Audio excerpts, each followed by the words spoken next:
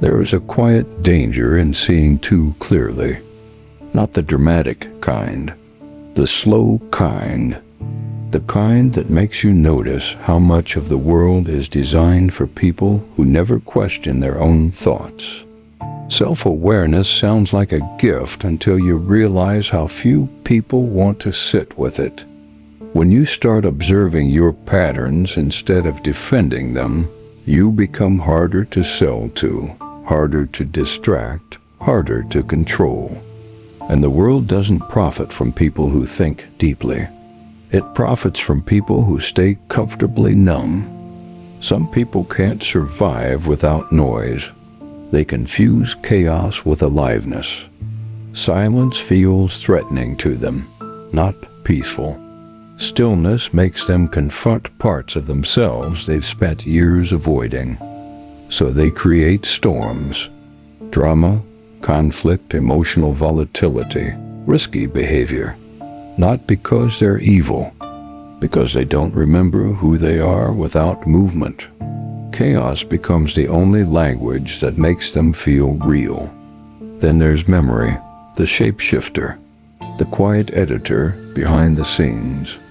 It doesn't just store the past, it rewrites it, smooths the edges, removes the uncomfortable details, protects the ego from collapse. You think you remember things as they were, but most of what you carry is filtered through self-preservation. Not lies, just softened truths dressed as certainty. And when you start realizing that, something unsettling happens. You stop trusting your own story so blindly. You begin asking better questions. That's where awakening actually begins.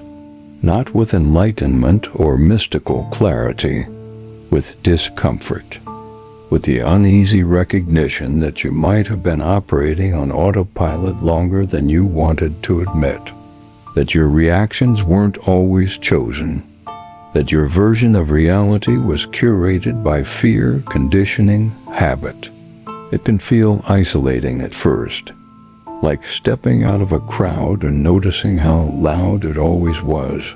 You see the patterns in people, the defense mechanisms, the emotional shortcuts, the way chaos gets recycled generation after generation. And for a while, it's heavy. You wonder if awareness made you colder, more distant, less willing to tolerate the mess. But here's the hopeful part most never reach. Self-awareness doesn't exist to torture you. It exists to free you. Once you see the machinery, you're no longer trapped inside it. Once you understand how your mind bends reality to feel safe, you gain the power to choose something truer. Once you notice who feeds on chaos, you stop offering your peace as entertainment. Clarity isn't about escaping the world. It's about walking through it without being swallowed. You don't have to live in constant conflict to feel alive. You don't have to betray your own growth to stay connected. You don't have to repeat the stories your mind created when it was just trying to survive. There is strength in noticing. There is power in pausing. There is hope in choosing differently, even when the old patterns feel familiar. Follow for more.